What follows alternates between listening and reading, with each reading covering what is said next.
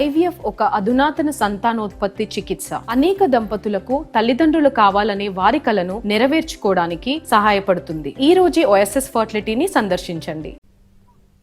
అసెంబ్లీలో ప్రతిపక్ష హోదా కోసం వైసీపీ అధినేత జగన్ వేసిన పిటిషన్ విచారణను ఏపీ హైకోర్టు 3 రోజుల పాటు వాయిదా వేసింది.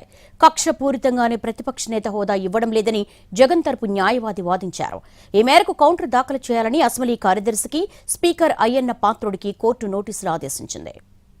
సభలో ప్రతిపక్ష నేత హోదాను కల్పించాలని కోరుతూ వైసీపీ అధినేత మాజీ సీఎం జగన్ వేసిన పిటిషన్పై విచారణ చేపట్టిన హైకోర్టు కీలక వ్యాఖ్యలు చేసింది. పిటిషన్కు వెంటనే కౌంటర్ దాఖలు చేయాలని అసెంబ్లీ కార్యదర్శికి స్పీకర్ అయ్యన్న పాత్రుడికి కోర్టు నోటీసులు జారీ చేసింది. అదేవిధంగా రూల్ పొజిషన్ వివరాలను తమ ముందు పెట్టాలని హైకోర్టు ధర్మాసనం పేర్కొంది. పిటిషన్పై తదుపరి విచారణను మరో 3 వారాలకు వాయిదా వేశారు. ఈ పిటిషన్కు విచారణ అర్హత లేదని అడ్వకేట్ జనరల్ వాదించారు. ఆర్టికల్ 208, 212 ప్రకారం ఇవ్వొచ్చని జగన్ తరఫు న్యాయవాది కోర్టుకు విన్నవించారు. కక్షపూరితంగా ప్రతిపక్ష నేత హోదా ఇవ్వటం లేదని ఆయన కోర్టుకు తెలిపారు.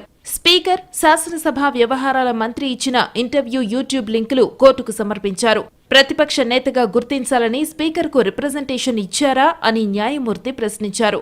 గత నెల 24నే ఇచ్చారని కోర్టుకు తెలిపారు జగన్ అడ్వకేట్. ఇటీవలే శాసనసభలో తమను ప్రతిపక్ష పార్టీగా గుర్తించాలని స్పీకర్ చింతకాయల అయ్యన్న పాత్రుడికి జగన్ లేఖ రాశారు. ఎమ్మెల్యేల ప్రమాణ స్వీకారం సందర్భంగా ముఖ్యమంత్రి తర్వాత ప్రతిపక్ష నేతతో ప్రమాణ స్వీకారం చేయించడం ఆనవాయితీ అని లేఖలో పేర్కొన్నారు.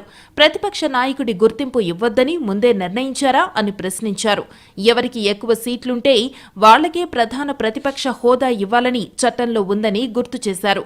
స్పీకర్ నుంచి ఎలాంటి స్పందన రాకపోవడంతో గతవారం జగన్ ఏపీ హైకోర్టును ఆశ్రయించారు. అసెంబ్లీలో సభా సాంప్రదాయాలు పాటించడం లేదని, తనకు ప్రతిపక్ష నేతగా హోదా ఇవ్వాలని లేఖ రాసినా ఇవ్వలేదని పిటిషన్ వేశారు.